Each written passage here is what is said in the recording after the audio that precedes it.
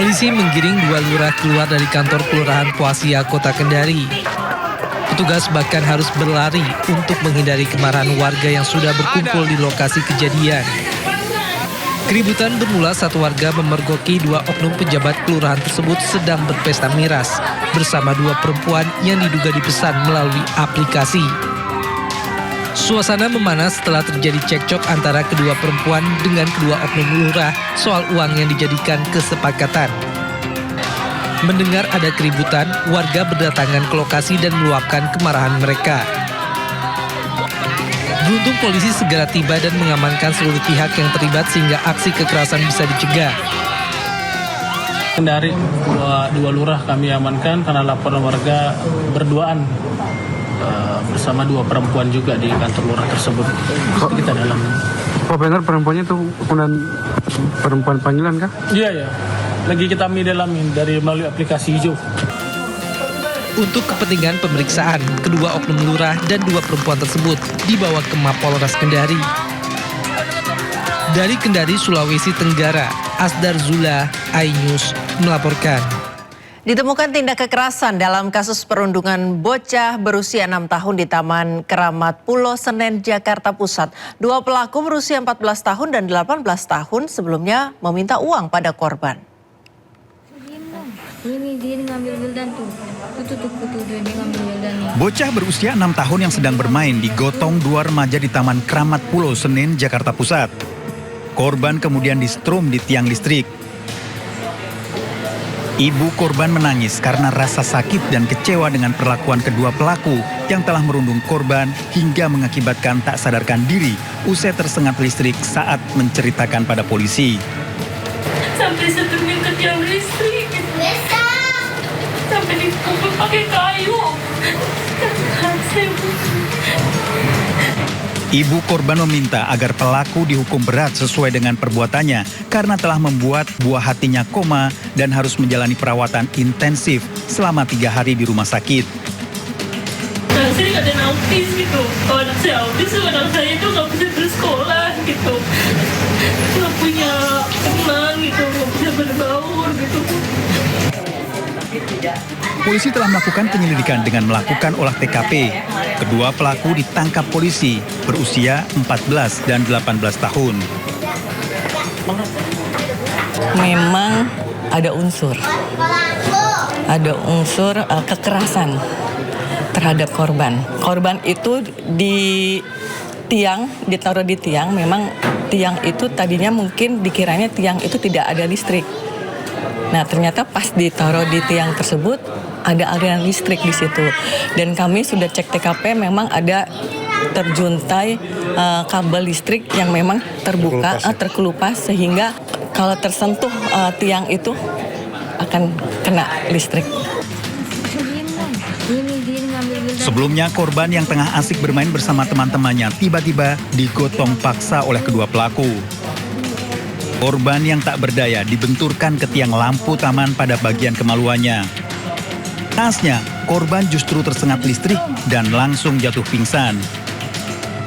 Korban dilarikan ke Rumah Sakit Cipto Mangunkusumo dan harus menjalani perawatan intensif selama 3 hari. Sebelum kasus ini, korban juga kerap dimintai uang secara paksa oleh kedua pelaku. Terus anak saya itu disetrumin ke tiang listrik gitu loh. Tega gitu. Sampai untung anak saya masih selamat gitu, masih ada nyawanya gitu. Sampai tangan sama kaki digotong, dipaksa ke tiang listrik. Sampai dia pingsan, sampai dia terbentur palanya ke tanah gitu. Sejak aksi perundungan terjadi, orang tua korban memilih untuk kembali ke rumah keluarganya di Jalan Anyer Menteng, Jakarta Pusat. Tak hanya trauma dan takut bertemu dengan orang lain, korban bahkan masih sering menangis, terutama saat malam hari, karena merasakan sakit di bagian belakang kepala. Para pelaku terancam hukuman maksimal 5 tahun penjara. Dari Jakarta, Rani Sanjaya, iNews melaporkan. Pemirsa, seorang pria di Kota Makassar, Sulawesi Selatan mencuri kabel power lampu peringatan jalan tol. Pelaku mengambil tembaga kabel untuk dijual seharga Rp150.000 per kilogram.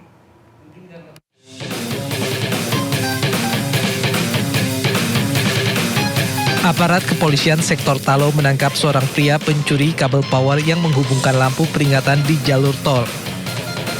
Pelaku beraksi sekitar pukul 6 pagi saat situasi jalanan masih sepi. Polisi menyita sebilah parang yang digunakan pelaku untuk memotong kabel serta sisa kulit pembungkus kabel di tempat persembunyiannya. Sementara material tembaga pada kabel sudah dijual pelaku. Penangkapan ini berdasarkan laporan dari petugas tol yang curiga lantaran lampu peringatan padam. Unit patroli yang mengecek ke lokasi mendapati kabel sepanjang 30 meter telah hilang dipotong. Namun saat diperiksa, pelaku berdalih hanya mengambil kabel tersebut sepanjang 10 meter. Pelaku memotong kabel dengan menggunakan alat pemotong berupa tang dan sebilah parang. Setelah dikupas, tembaga tersebut kemudian dijual dengan harga Rp150.000 per kilogram. Adapun kabel yang dicuri oleh pelaku sepanjang 30 meter, kemudian motif yang dilakukan yaitu bagaimana melakukan pencurian kabel itu untuk dijual tembaganya, kemudian hasilnya digunakan untuk poya-poya. Untuk mempertanggungjawabkan perbuatannya, pelaku terancam hukuman hingga 7 tahun penjara.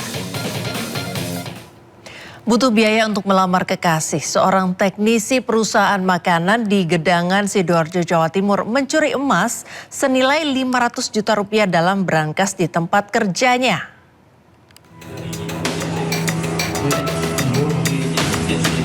Butuh uang untuk biaya melamar kekasihnya, ABS, 26 tahun, warga desa Sukolegok, Sukodono ini membobol brankas dan mencuri emas senilai Rp500 juta di tempat kerjanya sendiri. Pelaku karyawan bagian teknisi melakukan aksinya saat jam pulang kerja.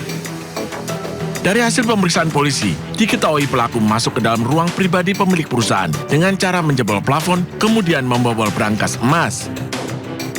Sejumlah emas batangan dan perhiasan senilai Rp500 juta dibawa kabur pelaku. Untuk mengelabui petugas dan korban, pasca kejadian, pelaku tetap masuk kerja seolah-olah tidak tahu terkait kasus pencurian emas di dalam brankas. Ada antam, ada cincin, ada gelang. Adapun total kerugian daripada korban adalah kurang lebih Rp500 juta. Pada saat kejadian, posisi pemilik rumah tidak ada, yang ada adalah hanya 2 orang karyawan yang saat itu ada di rumah maupun di tempat usaha milik korban. Saat ini pelaku ditahan di dalam sel di Polresta Sidoarjo. Sementara barang bukti uang tunai Rp17 juta, sisa hasil kejahatan serta sejumlah perhiasan emas yang belum sempat dijual diamankan petugas. Dari Sidoarjo, Jawa Timur, Pramono Putra, iNews melaporkan. Roy Suryo CS tolak akui status P21 untuk kasus fitnah ijazah Jokowi. Informasi selengkapnya usai jeda pemirsa. Tetaplah bersama kami di Sindo Malam.